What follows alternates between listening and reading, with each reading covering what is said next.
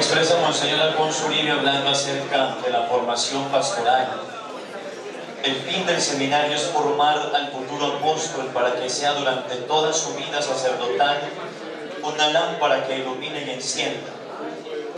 En esa formación pastoral ocupa un puesto importante la iniciación prudente y gradual en determinados apostolados.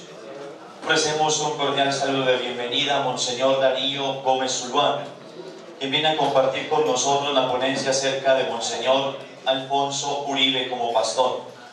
Monseñor ha sido ordenado por Monseñor Alfonso Uribe Caramillo el 15 de agosto de 1981. Es licenciado en Filosofía y Ciencias Religiosas de la Universidad Santo Tomás, licenciado en Teología de la Universidad Pontificia Bolivariana, magíster en Teología con énfasis en Sagrada Escritura de la Universidad Pontificia Bolivariana. Ha desempeñado sus cargos pastorales como formador del Seminario Misionero en La Ceca, también en la Curia Diocesana, en la Pastoral Juvenil. Ha sido director del Pastoral de la Universidad Católica de Oriente. Ha trabajado como vicario parroquial en la parroquia del Espíritu Santo en Río Negro, del Perpetuo Socorro en Río Negro, director académico de la Universidad Católica de Oriente y luego rector de la universidad. Ha sido también párroco en Marianillo, en la parroquia Sagrado del Corazón, rector del Seminario Misionero en La Ceca. Ha sido también vicario de administración. Ha sido vicario también episcopal. En la actualidad también fue rector de la Universidad Católica, en la actualidad párroco de la parroquia del Perpetuo Socorro en Río Negro. Ofrecemos a Monseñor un aplauso de bienvenida en medio de nosotros.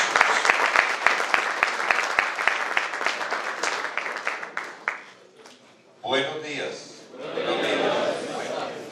Muchas gracias a Monseñor Iván, al Padre Jairo, a los padres y a los estudiantes, a los alumnos, pues por esta invitación. La desventaja de uno hablar de último es que ya queda muy poco por decir, pero siempre habrá algo nuevo que decir, sobre todo cuando se trata de una persona y una personalidad tan importante, tan atrayente y tan integral como Monseñor Alfonso Uribe Caramillo.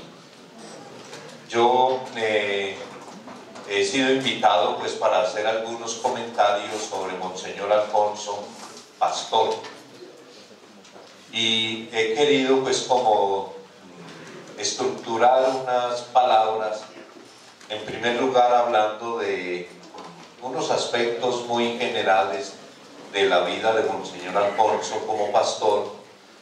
Luego hablaré de algunas áreas específicas pastorales y lo que él realizó en esas áreas, y finalmente pues abordaré algunas conclusiones sobre Monseñor Alfonso.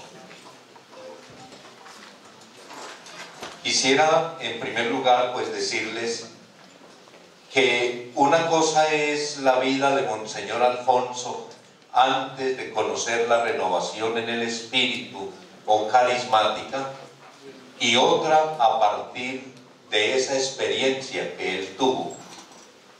Y para eso me valgo de unas palabras que él pronunció en 1991 en el Congreso y Retiro Espiritual a los Obispos. Decía Monseñor Alfonso: la pastoral verdadera, la que lleva a la conversión y a la unión con Cristo, es el efecto del poder del Espíritu Santo que convierte al apóstol en testigo, y no de las técnicas por más sofisticadas que parezcan. La pastoral, en síntesis, es lo que sea el pastor. El pastor es lo que sea su unión con Cristo. La unión con Cristo depende del grado de oración, y el grado de oración depende de la acción del Espíritu Santo en ella. Hablar de ese principio sustancial de Monseñor, la pastoral es lo que sea el pastor, y el pastor es lo que sea su oración según la acción del Espíritu Santo, es tal vez una expresión que puede marcar toda la vida de una persona. Y Monseñor Alfonso lo expresó de esa misma forma a lo largo de toda su vida, antes incluso de la renovación en el espíritu, pero mucho más enfatizado cuando tuvo esta experiencia.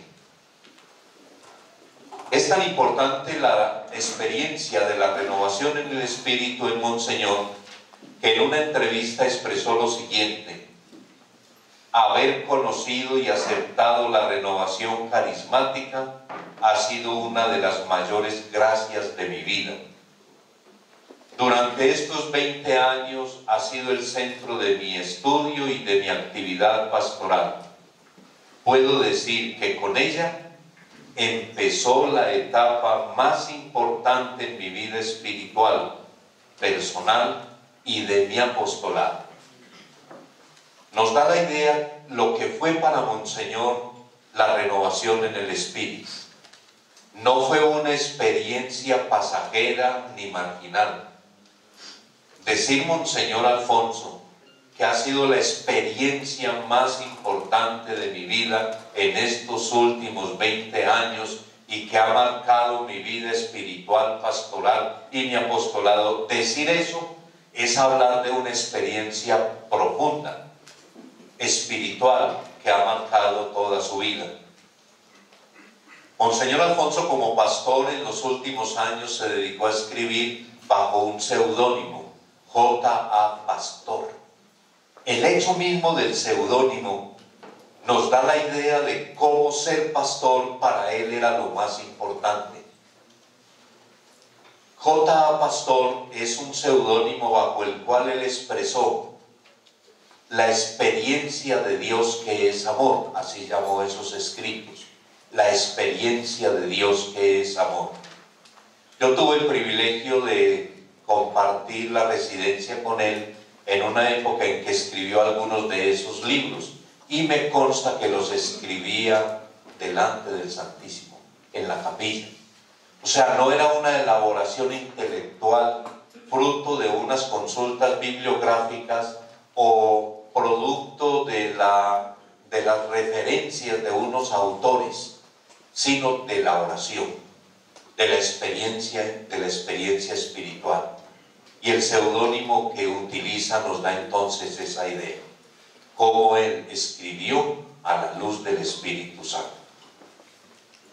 Otros elementos que nos pueden dar una referencia de Monseñor para hablar de la pastoral y los sacerdotes, pues que tuvimos oportunidad de compartir con él, nos muestran a un hombre que era de decisiones ágiles, rápidas, casi que inmediatas, unas decisiones que tenían además un carácter muy importante, eran decisiones acertadas.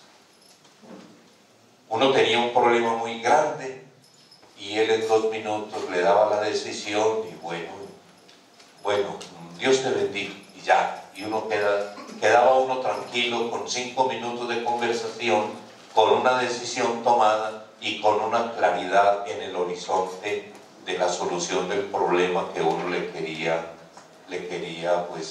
consultar. Llama la atención de él que no manejaba dinero, a pesar de haber manejado muchos grandes capitales, pero en el sentido de que no manejaba dinero es porque él no tenía mucha afición a tener cuentas, nada, no tenía nada. Yo recuerdo cuando yo fui delegado de Pastoral Juvenil que se envió un proyecto a Adveniat, y en esa época el dinero llegaba a nombre del sacerdote que había hecho la solicitud, y yo le llevé el cheque y le dije: Monseñor, aquí están un cheque de 10.000 marcos que nos envían de Alemania, se lo entrego a Sor Leticia, que es la tesorera, o ¿a quién se lo entrego? Digo: pues cuando ese tiempo no estaba la DIAN. No, tranquilo, tú manéjalo. Y bueno, y a Sor Leticia, dale cuentas a mi Dios. Eso lo comprometía a uno mucho más que la DIAN, ¿sí? Lo comprometía a uno mucho más que las cosas, y él confiaba plenamente. Y yo recuerdo que yo recién ordenado me tocó manejar, que para mí era mucho dinero, manejar el Pastoral Juvenil. Eso da la idea de cómo Monseñor, frente a las cosas materiales, digo el dinero, era con mucha libertad que hacía las cosas. Él se sentía sobre todo un pastor preocupado por las personas y no por las cosas materiales. Ya más adelante me referiré un poco más a eso. Yo creo que Monseñor Alfonso, desde el punto de vista pastoral, podríamos decir que fue regido como por esta lógica, la creatividad inspirada por el Espíritu Santo al servicio del emprendimiento pastoral. Son conceptos que los manejamos hoy en el nivel académico y empresarial: creatividad, innovación, emprendimiento, empresarismo. Pues aplicados estos conceptos a Monseñor Alfonso, podríamos decir que su creatividad, inspirada por el Espíritu, estaba al servicio del emprendimiento pastoral. Se inventaba una cosa y otra, que más adelante miraremos un montón de obras de las cuales ustedes ya han escuchado, pero yo las voy a enfocar pastoralmente. Pero eso era un hombre emprendedor.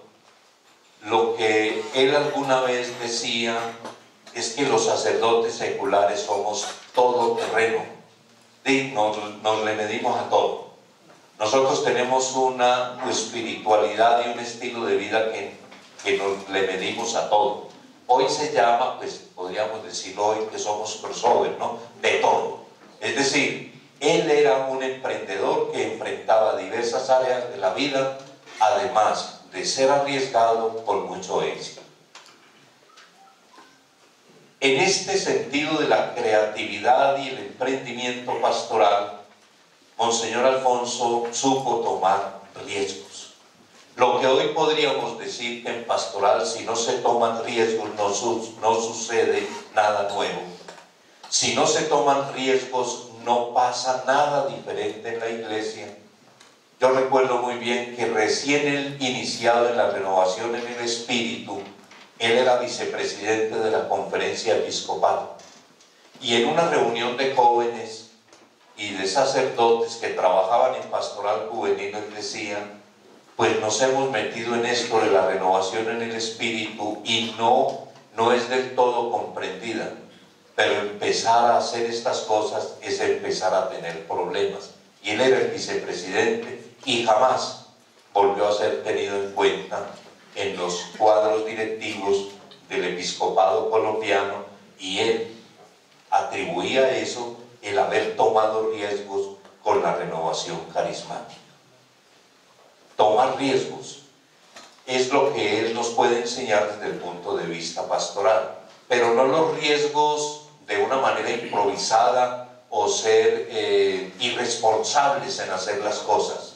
Repito, riesgos inspirados por la creatividad del Espíritu Santo.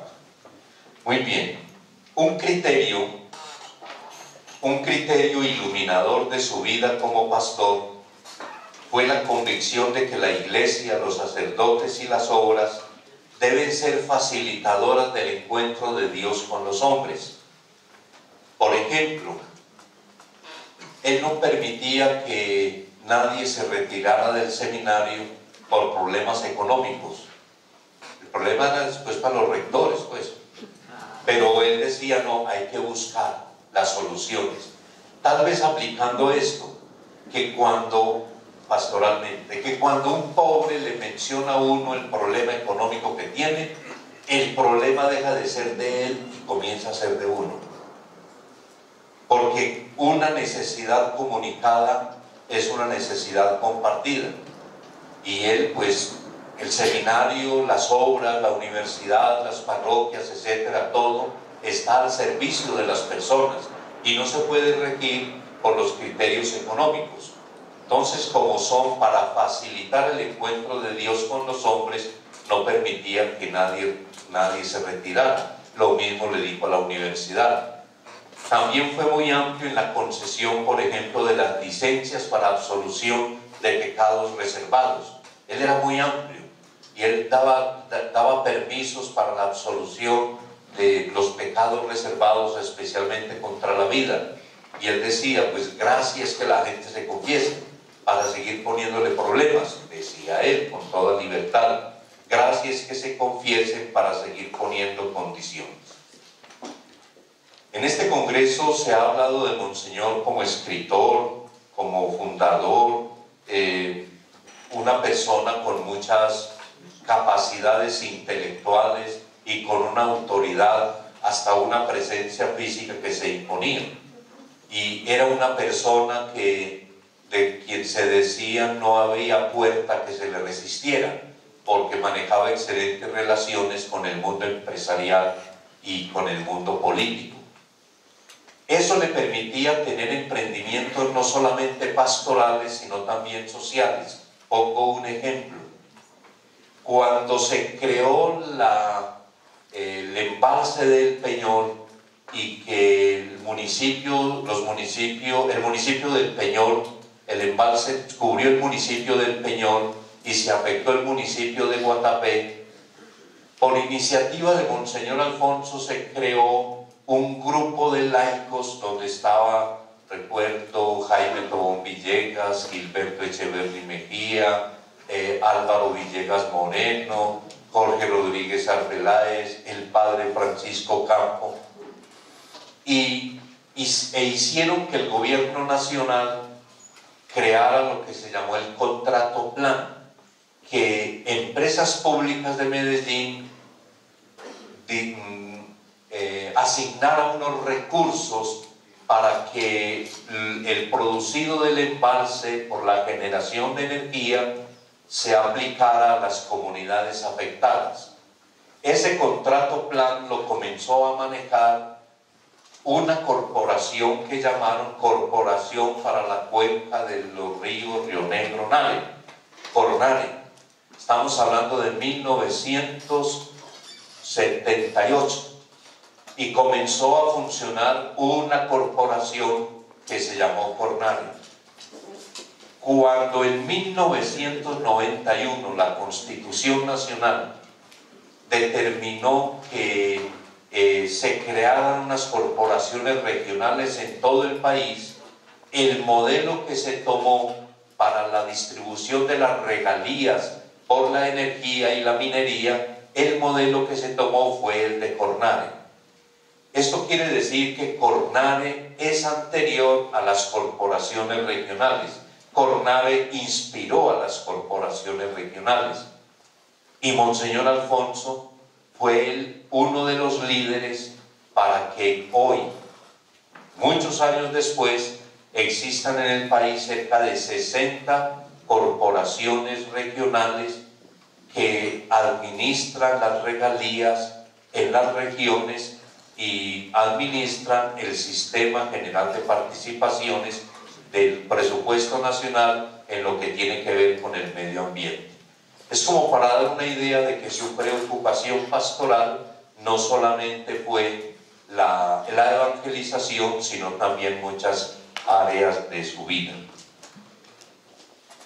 Pasando ya al segundo punto de estos comentarios, yo me permito ahora dar algunas áreas de pastoral y algunas iniciativas de Monseñor Alfonso y cómo él se destacó en muchas áreas. Yo he escogido 5 áreas y voy a empezar a mencionarla una por una. La primera área que nosotros tenemos testimonio de él es la pastoral de las comunicaciones. Entre nosotros decimos cómo gozaría hoy Monseñor con las redes sociales, cómo gozaría, él sería un youtuber, con seguridad, sería un activista en Instagram. Bueno, no tomaría muchas fotos pues para compartir, pero con seguridad Monseñor estaría muy presente en las redes sociales, que son el nuevo púlpito de la vida pastoral, son la nueva expresión pastoral, el arrojo. Voy a dar unos datos de él.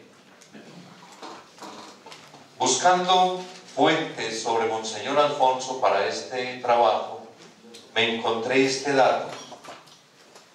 Estamos hablando de 1939, pues ayer por la tarde.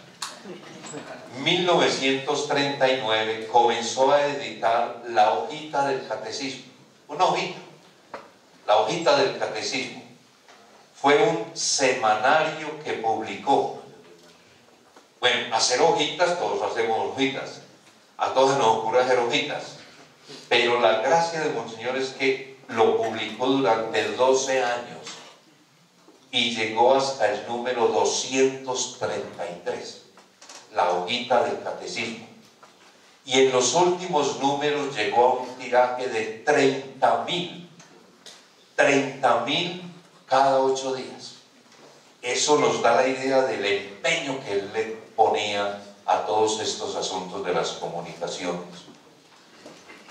Después, siendo profesor del Seminario de Medellín, fundó la revista Seminario de Medellín, así se llamó, en 1945.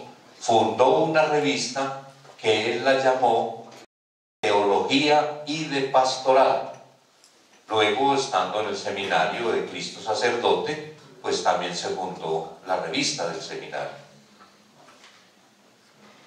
Ustedes tuvieron una conferencia sobre Monseñor Alfonso como escritor, y no me voy a detener en todos los escritos, pero estando en Sonsón escribió varias obras como El sacerdocio de Cristo, Meditaciones sobre el sacerdocio de Cristo, y escribió una muy simpática que se llamó Mama, acabamos yo y mi papá.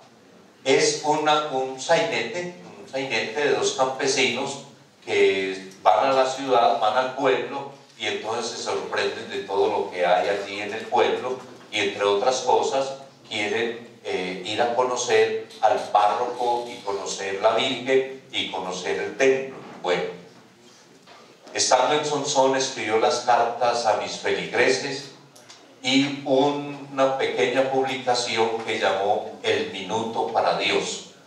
Y estamos hablando de un párroco, el párroco de Sonsón, que al mismo tiempo le daba ocasión para escribir obras, escribir cartas, escribir cosas para hacer presencia. Siendo obispo auxiliar de Cartagena, fundó una librería, la Librería Católica de Cartagena. Ya cuando él salió de obispo auxiliar para el seminario, la librería pues se acabó. Y hay un asunto que, estando en Cartagena, él se ideó pastoralmente, y luego lo puso por escrito, por eso lo hablo en comunicaciones, pero tiene que ver con la pastoral, que luego aplicó aquí en la diócesis de Sonsón Río Negro. Él escribió un folleto, La celebración del Día del Señor sin sacerdote. O sea, aquí después lo aplicó en la diócesis en un programa que llamó Animadores de la Fe. Pero fijémonos cómo la preocupación pastoral de Monseñor, siendo obispo auxiliar de Cartagena, cómo celebrar el Día del Señor sin la presencia del sacerdote. La paraliturgia, el llevar la Eucaristía, el llevar la comunión. Yo no creo pues que eso llegue al punto de lo que se está hablando hoy de esta hermana Laurita en el sínodo de la Amazonía, que hace matrimonios, que confiesan sin absolución, en fin, bueno, ya eso son otras cosas. Pero la preocupación pastoral, celebrar el Día del Señor sin sacerdote, y escribió un libro que después, un folleto, que después trajo a la diócesis y animó los llamados animadores de la fe. Siendo obispo de Sonsón Río Negro, fundó acá en La Ceja primero una fundación que después se convirtió en corporación, Lumen, para las comunicaciones sociales.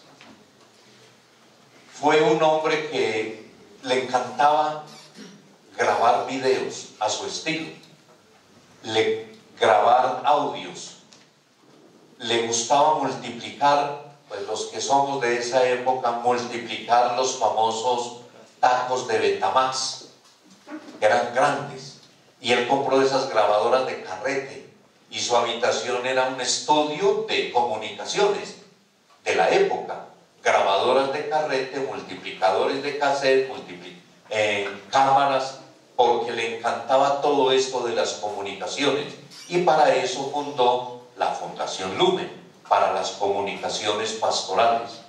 Por eso yo creo que hoy sería, bueno, una persona muy dedicada a la comunicación. Después de esa Fundación Lumen se volvió Corporación Lumen Christi en asocio con la UCO. Cuando la parroquia del Peñol tuvo que vender unos bienes a EPM, él determinó que el producido de los bienes de la parroquia y de la diócesis, habérselos vendido a EPM, el producido fue para una emisora. Esa emisora se llamó Ecos de Río Negro, que funcionó por muchos años y después por problemas financieros pues se vendió a RCN, y es lo que es hoy la emisora RCN Río Negro, no Río Negro Estéreo, sino RCN Río Negro, Ecos de Río Negro. Es una emisora que él utilizó muchísimo, fue una emisora que diariamente él emitía un programa. Recuerdo que emitía en la mañana un pequeño programa que se llamó Buenos Días, Señor, y en la noche el programa a las 9 era En tus manos, Señor, todos los días. Después fue sustituido por unos sacerdotes, en fin, que hicieron ese programa. Con ese mismo dinero destinado a la emisora y con otro dinero adicional, creó el primer fondo pastoral diocesano. Más adelante hablaremos de esto, pero ese dinero lo dedicó sobre todo a los medios de comunicación, y a partir de Ecos de Río Negro impulsó que cada parroquia tuviera su propia emisora. En esa época se permitían lo que se llaman las emisoras informales. Hoy son emisoras no formales, entonces no están permitidas por la ley, pero él se preocupó porque cada parroquia tuviera su propia emisora, unas informales, otras con licencia, pero era una política diocesana de Monseñor Alfonso que toda parroquia tuviera emisora, y esa emisora fuera exclusivamente para fines pastorales. Más adelante fundó la emisora Sin Igual FM Estéreo, en un momento de una apertura del espectro en el Ministerio de Comunicaciones. Él aprovechó y fundó la emisora Sin Igual FM Estéreo, de la cual pues hay una anécdota, pues él la contó y se la escuché porque pues yo fui con él a recibir la licencia en Bogotá. Él me invitó para acompañar al padre Andrés Fernández a recibir esa licencia. Y recuerdo que pues, le preguntó a alguien del ministerio que por qué ese nombre de Sin Igual, Sin Igual. Pues resulta que mandaron todos los papeles de la emisora al ministerio y no le habían puesto nombre a la emisora. Y alguien del ministerio dijo, esta sí es una cosa muy curiosa, piden una licencia para una emisora y no le ponen nombre. Esta es la emisora Sin Igual. Digo, así se llama, Sin Igual. Sin Igual, así se llama. Eso lo contó él. Por eso se llama Sin Igual FM Estéreo, porque no le habían puesto nombre. Bueno, en esto de pastoral de las comunicaciones, pues ya ustedes han escuchado, escribió muchísimos libros, folletos sobre pues, la renovación, los grupos de oración, ministerios, carismas, y acompañó ese esfuerzo de escritura. Ese esfuerzo lo acompañó con grabaciones, con filmaciones, con videos de la época, pues no con toda la sofisticación y desarrollo que hay hoy. Grabó muchos audios de homilías y conferencias que el padre John Freddy pues ya les habrá comunicado, que se conservan muchos de ellos, se emiten y han servido de mucho bien. De este primer punto del pastoral de las comunicaciones, pues hay muchos testimonios de lo que él hizo, y creo que es alguien que nos abrió el derrotero en la diócesis, y ahora para todos nosotros que debemos trabajar más en los medios de comunicación, con todas las implicaciones que esto tiene. Una segunda área que como pastor de Monseñor Alfonso es la pastoral social. Muchas obras hizo Monseñor Alfonso en pastoral social, también a su estilo y en su determinación. Hagamos esto, y lo hacían, lo decía a las 10 y a las 11 estaba el decreto y a las 12 ya estaba funcionando. Eso era así con él. Él fue el fundador en la arquidiócesis de Medellín, siendo sacerdote de allí, de la cooperativa del clero de la arquidiócesis de Medellín, modelo que sirvió para otras cooperativas de clero que se hicieron en Cali y en Bogotá y Bucaramanga. Siendo sacerdote de Medellín, creó una obra para la atención de las jóvenes que ejercían la prostitución y querían salir de esa situación, y creó la llamada Casa de la Milagrosa. En Sonsón fundó el Fondo de Vivienda Pío XII, fundó una sala cuna para recibir bebés de madres trabajadoras, que después se llamaron pues las guarderías. Fundó el hato del niño pobre, o sea, una finca con vacas para que den leche para darle a los pobres. Es decir, un vaso de leche, pues por decir algo. Se llamaba el hato, la hacienda, el hato del niño pobre, para garantizar la leche a los niños.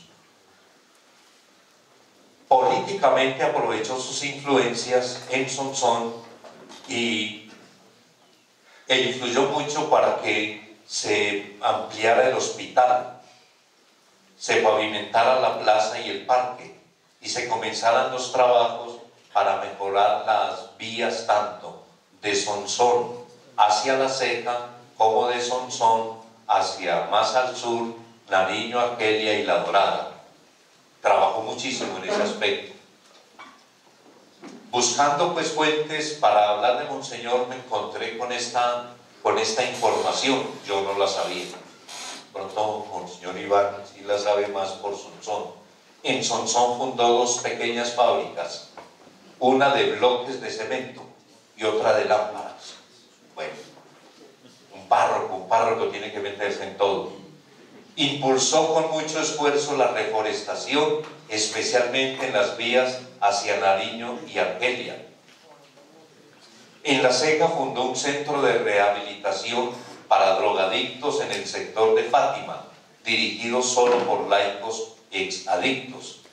Esta obra después se clausuró por falta de apoyo de la administración municipal. En el año 72 creó en la diócesis y en Sonsón Río Negro la Caja de Cesantías para la protección de los trabajadores laicos de la diócesis. Me explico. Antes de existir la Ley 50 y la Ley 100, antes de esas leyes, el Código Laboral colombiano permitía que los trabajadores de la Iglesia Católica laboraran por el 50% del salario y que no se afiliaran a los fondos de cesantías. Bueno, en esa época no existían, pero las llamadas liquidaciones no era obligación entregarlas a los trabajadores. Pues Monseñor Alfonso, para garantizarle los derechos a los trabajadores, creó el Fondo Diocesano de Cesantías, con el fin de que cada trabajador que se retirara tuviera una liquidación hecha y liquidada por la diócesis. Por eso cada parroquia anualmente consignaba en ese fondo el equivalente a un salario, y esa era la liquidación que se entregaba. Había una preocupación de Monseñor por el fondo de por los trabajadores, y por eso creó el Fondo de Cesantías. Y antes de que la ley lo dijera, él determinó en la diócesis que los trabajadores de la iglesia ganaran igual, un salario igual a como percibían los empleados que no trabajaban con la iglesia. Como una expresión también de la pastoral social, que es el punto que estamos tratando, fundó la Universidad Universidad Católica de Oriente y creó varios programas sociales. En Río Negro creó, por ejemplo, GRUA.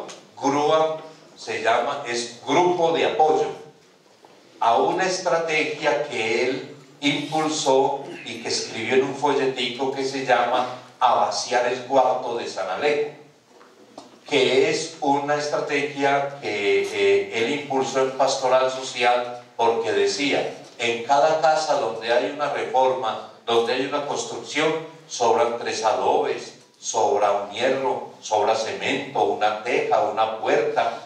Todo eso estorba en la casa, porque la gente guarda las cosas pensando que algún día las va a utilizar y no las utiliza. Entonces él promovió a vaciar el cuarto de San Alejo, la ropa, los tendidos, los materiales, los utensilios de cocina, un montón de cosas que estorban en la casa, que están en buen estado, que son reutilizables. Entonces creó esa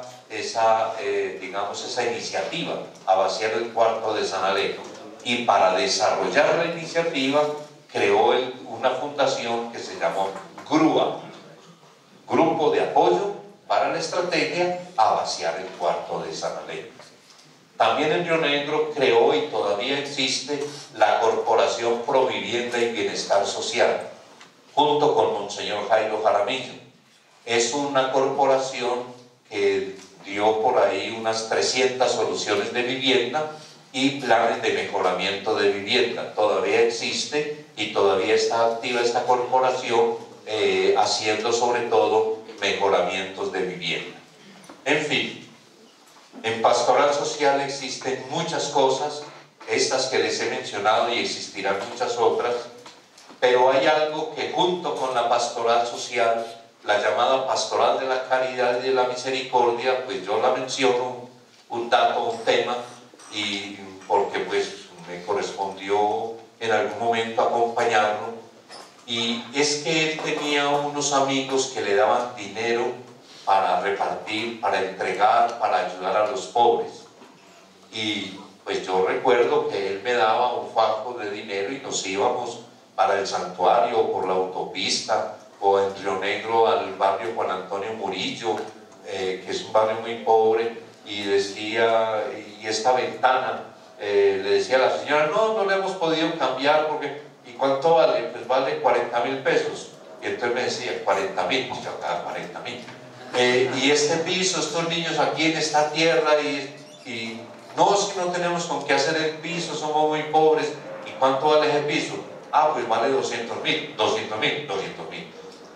Pues yo digo eso, hoy en día pues le parece a uno pues un poco extraño, pues de estar no estaba la mafia, pues no estaba todavía pues todo esto, el narcotráfico, no había dinero de dudosa procedencia, eran empresarios que le daban dinero a él y que confiaban en él, de que él los destinaba exactamente a las obras de caridad que él pensara, que él decidiera, y lo hacía pues como con esa forma así como de entregar el dinero, ¿no?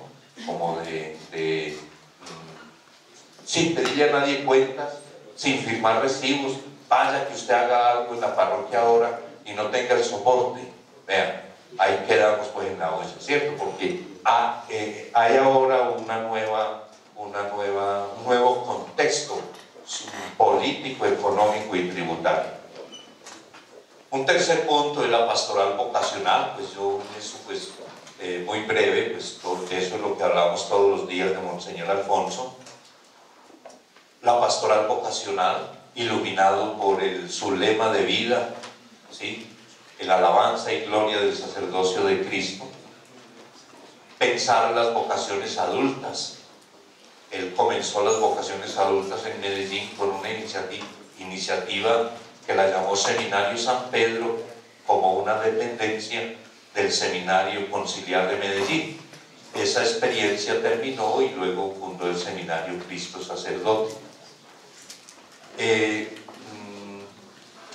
Estando en Sonsón, promovió la fundación de las Hermanas Siervas de Cristo Sacerdote, tomando como base la transformación de la comunidad Siervas de la Sagrada Familia. Estas hermanas siervas de Cristo sacerdote se llamaron siervas de la Sagrada Familia, y él, estando en Sonsón, pues promovió la creación de la nueva comunidad. Escribió muchas cartas y las constituciones, meditaciones para estas hermanas. Fundó en Medellín la Casa de Cristo Sacerdote con el fin de brindar acogida a sacerdotes y religiosos que debían viajar a Medellín. Era un servicio de hotelería y hospedaje en un ambiente sacerdotal. Luego creó la fundación de Casa de Cristo Sacerdote, pues el modelo de Medellín interesó a algunos obispos, y de hecho existió la Casa de Cristo Sacerdote en la diócesis de Cartago. Luego fundó el Seminario Cristo Sacerdote de Yarumal para vocaciones campesinas y para jóvenes que no han accedido a la educación. Fundó las Siervas de la Iglesia, un centro de capacitación femenina para Yarumal. Organizó retiro sacerdotal, que todavía lo tenemos, retiro de obispos. Fundó con los obispos de Antioquia, de la provincia de Medellín, el Seminario Mies, las asociaciones, etc. En esto de pastoral vocacional, sacerdotal y formativa, pues es muy abundante la información que tenemos, y fue un hombre que realmente se dedicó a esta pastoral. Un cuarto tema de su pastoral de Monseñor Alfonso como pastor es la pastoral bíblica y la pastoral profética. Con un poquito de, digamos, como de ironía, cierto sarcasmo, Monseñor Alfonso hacía referencias a que se hablaba mucho, se decía mucho, y que para poder afirmar una verdad de la Iglesia se acudía más a los autores, a los teólogos, a los escritores, y no a la palabra de Dios. Y él hacía referencia a un pequeño escrito que él hizo de ironía para quienes hablan mucho, lo que llamamos hoy el lenguaje cantinflesco, de hablar mucho sin decir nada. Y él escribió una cosita que se llamó "Cómo cazar guaguas en Blablatinga". O sea, escribió "Cómo cazar guaguas en Blablatinga", bla bla bla bla. O sea, cómo cazar guaguas donde se habla mucho. Era un poquito la referencia, pues, como para ironizar sobre esto de hablar mucho sin decir nada. Es un cuento irónico que se mofa de aquellos que quieren enseñarle al pueblo a un cúmulo de conocimientos innecesarios cuando el pueblo ya ha solucionado su vida. Y él alguna vez dijo esto: a veces nosotros le damos respuestas pastorales al pueblo a cosas que el pueblo no necesita. Es como dar respuestas a preguntas que nadie se ha hecho. Y él acuñó pues una expresión muy simple, pero que iluminó su trabajo de pastoral bíblica y profética, cuando dice: sobran palabras, falta la palabra. El único texto que utilizaba para sus conferencias fue la Biblia. Pues a uno le sorprendía que él daba conferencias seguido, retiros, conferencias, congresos, y con lo único que se aparecía era con la Biblia. Solo la Biblia. Muy poquitas veces llevaba hojitas, como usa uno. No, él llevaba la Biblia. Y solo la palabra de Dios.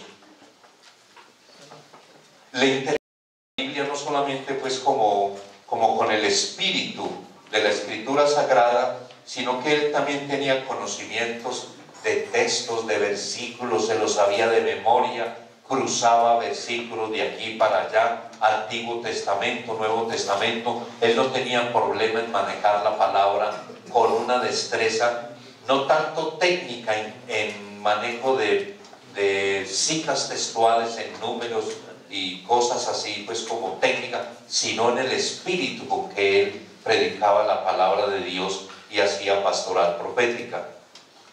Decía esto: la pastoral profética es llevar la palabra del Señor y no llevar nuestras palabras. No tenemos una pastoral centrada en la palabra.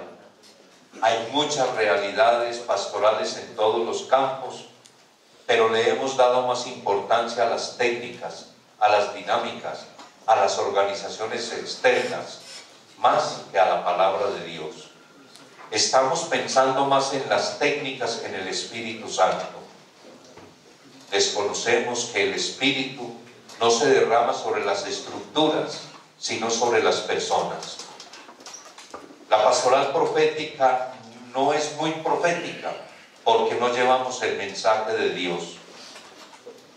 Y él decía que uno de los problemas del avance del protestantismo y de las sectas es precisamente porque han despertado el amor a la palabra. Ellos se quedaron con la palabra y nosotros con el pan. Ellos se quedaron con la profecía y nosotros con el culto, sabiendo que nosotros tenemos una riqueza mayor que el protestantismo y las sectas. Decía él, ellos tienen la palabra, nosotros también, pero además nosotros tenemos la catequesis y los sacramentos.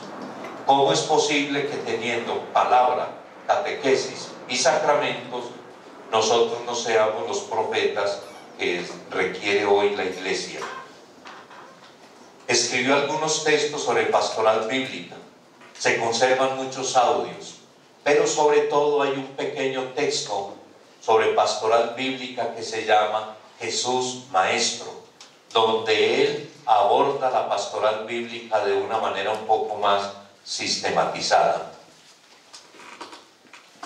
En estos 4 puntos que he mencionado, pues de la pastoral vocacional, la pastoral de los medios de comunicación, la pastoral social, bíblica, termino estos 4 puntos antes del quinto, que me parece muy importante, es esto. Monseñor Alfonso en la pastoral no era muy amigo de la planificación.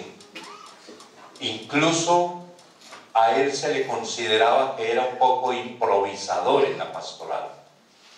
Pero yo creo que era que tenía tanta convicción pastoral y tanta fuerza en su palabra y en su testimonio de vida, que veían la planificación pastoral más como un obstáculo que como un medio para ser más eficaz en la pastoral. Estamos hablando de una época en la que los planes pastorales no eran muy frecuentes, pero ya empezaba la iglesia a entrar en esas dinámicas de planeación estratégica. Monseñor Alfonso no era muy amigo de eso.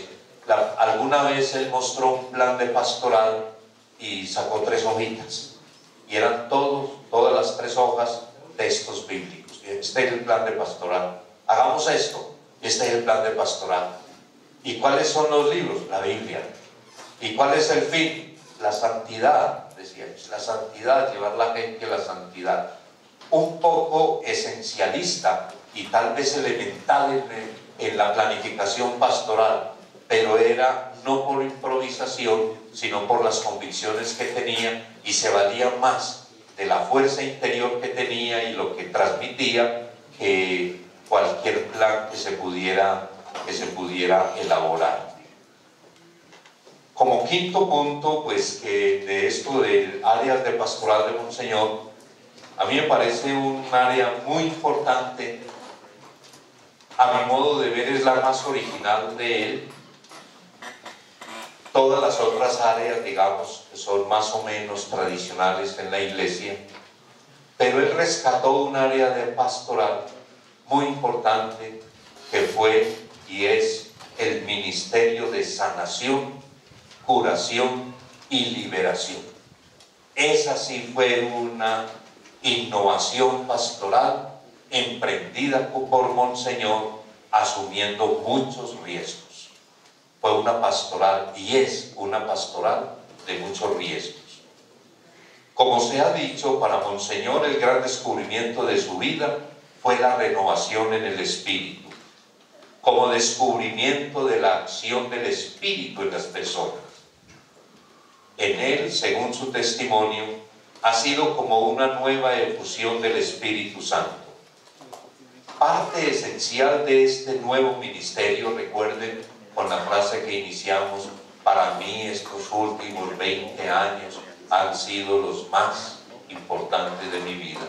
Y haber descubierto la renovación ha sido para mí una gracia especial. Pues parte esencial de este nuevo ministerio fue su predicación y testimonio sobre la sanación, la curación y la liberación. Él las diferenciaba de una manera muy práctica.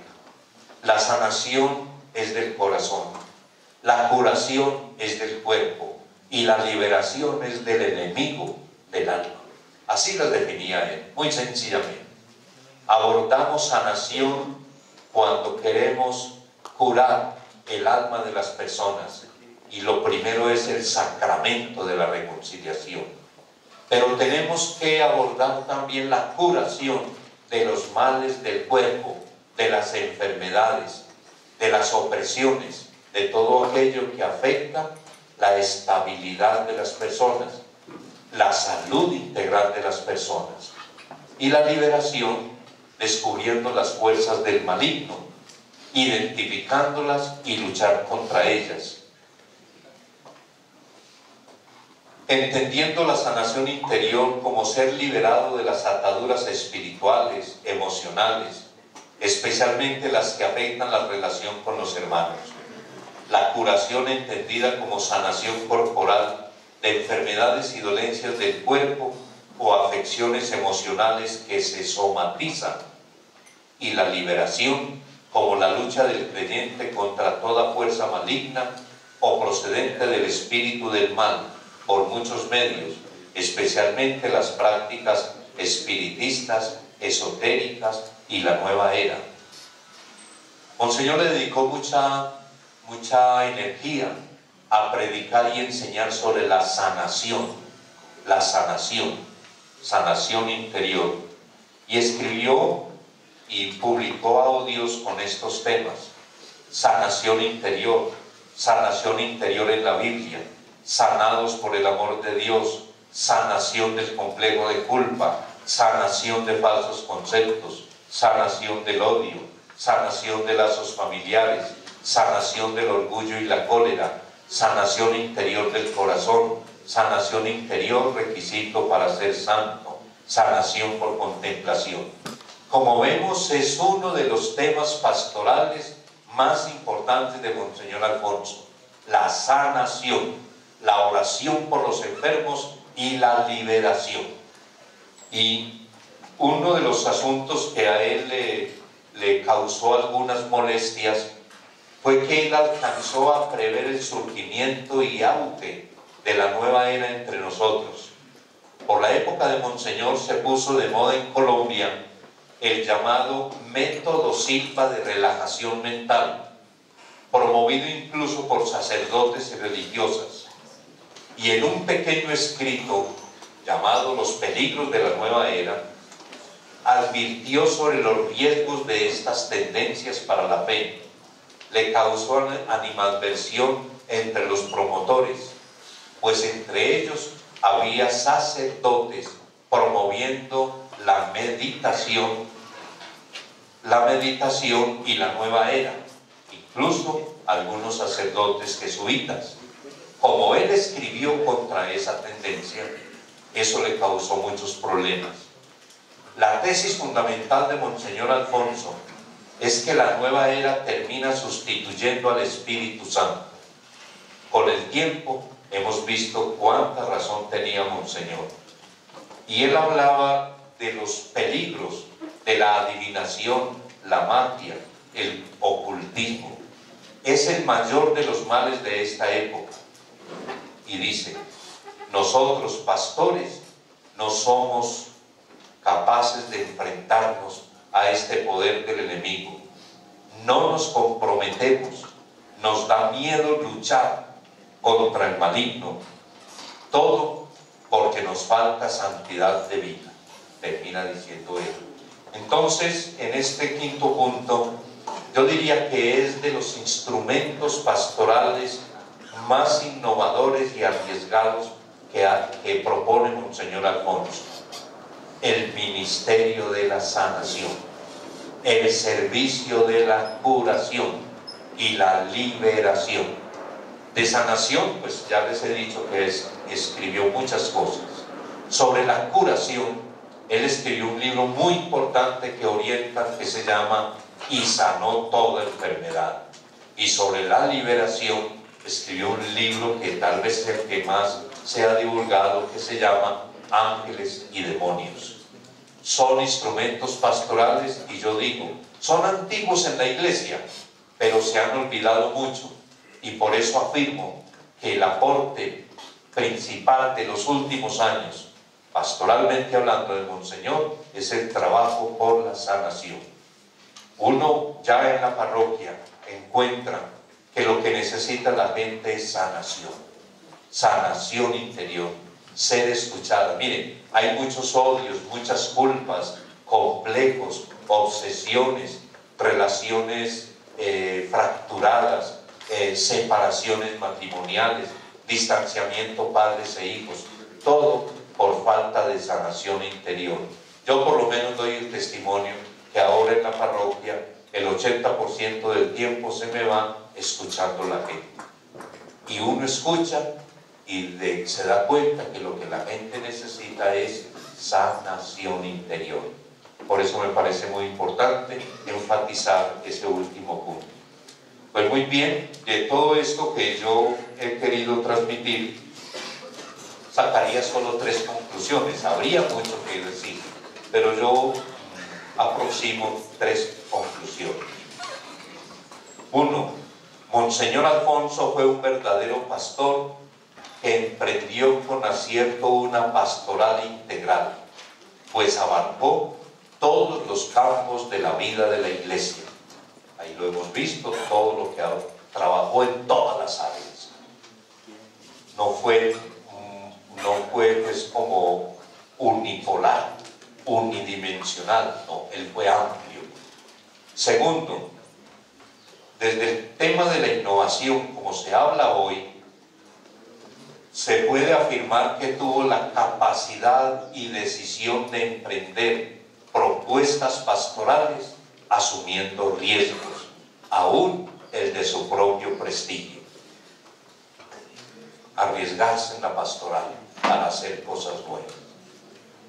Y tercero, siendo un hombre recio y exigente, siendo un sacerdote disciplinado y firme, siendo incluso un obispo severo, cuando vio claro lo que significa la apertura al Espíritu Santo, se entregó con humildad, con espíritu de conversión. Su corazón se flexibilizó, se volvió un pastor distinto. El mayor testimonio pastoral de Monseñor Alfonso es el mismo, porque del hombre severo, enérgico, adusto, exigente, por la acción del Espíritu Santo se volvió humilde, amable, tranquilo, cercano. Por eso mi última frase es: el mejor testimonio de la pastoral de Monseñor Alfonso es el mismo. Gracias.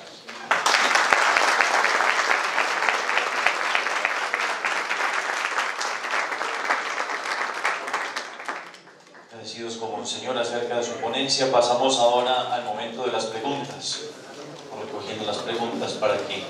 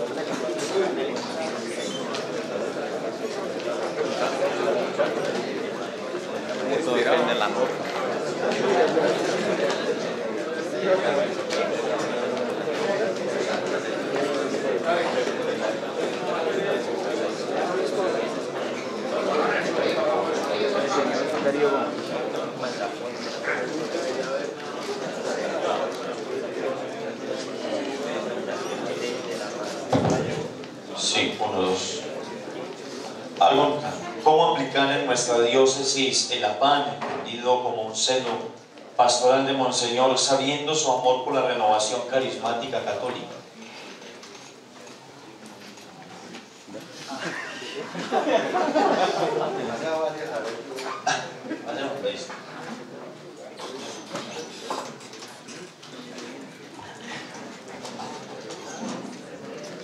Dice, ¿cuál fue la principal motivación de Monseñor Alfonso Uribe en cuanto al servicio pastoral, principalmente con los pobres?